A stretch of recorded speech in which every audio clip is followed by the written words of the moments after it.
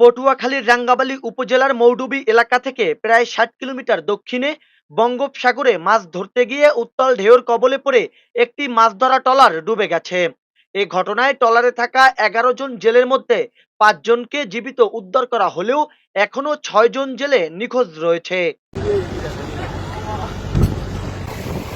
রবিবার প্রায় রাত ১০টার দিকে সাগরে মাছ ধরার সময় প্রবল স্রোত আর বড় বড় ঢেউয়ের আঘাতে ট্রলারটি ডুবে যায়।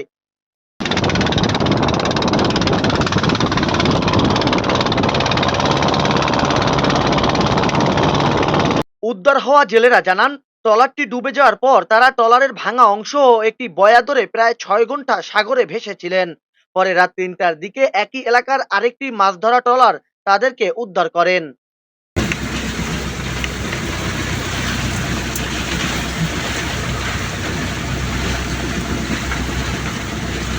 নিখোঁজ জেলেদের সন্ধানে কোস্টগার্ড অভিযান চালিয়ে যাচ্ছে। ট্রলার ডুবির খবর পাওয়ার পর রাঙ্গাবালী ও কলাপাড়া উপজেলার প্রশাসন উদ্ধার কার্যক্রম সমন্বয় করছে বলে জানা গেছে।